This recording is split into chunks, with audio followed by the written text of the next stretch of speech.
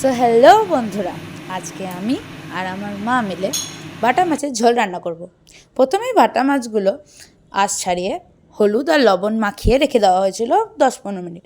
দিয়ে এখন তেল গরম হয়ে যাওয়ার পর বাটা মাছগুলো দিয়ে দিলাম ভাজতে।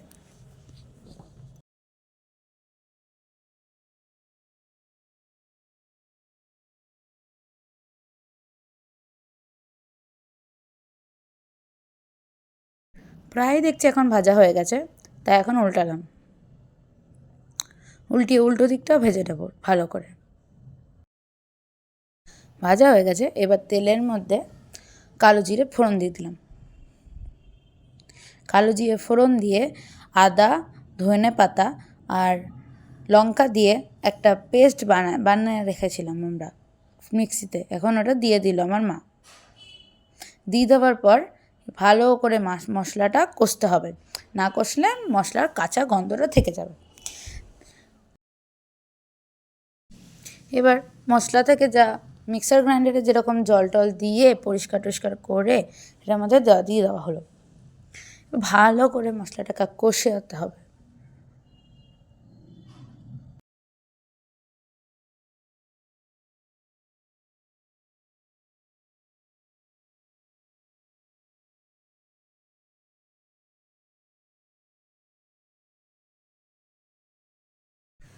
মশলাটা ভালো মতো ভাজা হয়ে গেলে পরিমাণ মতো হলুদ, পরিমাণ মতো লবণ দিয়ে দিতে হবে এবং জিরা ধইনার গুঁড়ো দিয়ে দিতে হবে, যেটা আমার মা আলাদা করে জিরা আর ধইনা কিনে নিয়ে আসে, দিয়ে ওটাকে একসাথে একটা কৌটোর মধ্যে রেখে দেয়। দিয়ে পরিমাণ মতো লবণ দিয়ে ভালো মতো নাড়াচাড়া করে এটা মশলাটা আরও কষতে দিতে হবে।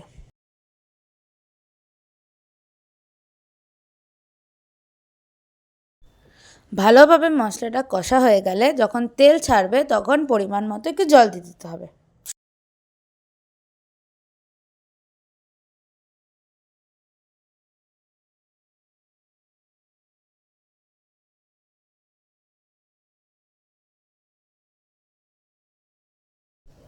মশলাটা এখন বেশ দেখছি কালার পরিবর্তন হয়েছে, এবার ভালো করে ফুটছে।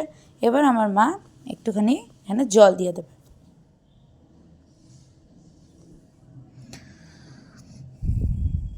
জল দেওয়া হয়ে গেলে তা ভালো করে কুচিয়ে নাড়াচাড়া করে আমরা এখানে মাছগুলো দিয়ে ঢেলে দেবো।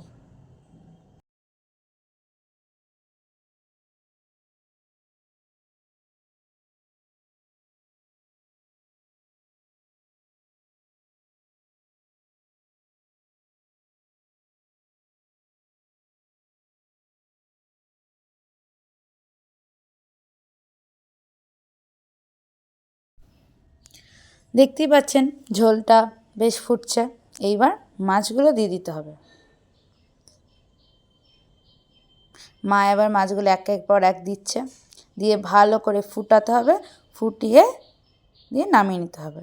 তাহলেই আপনার বাটা মাছের ঝোল রেডি।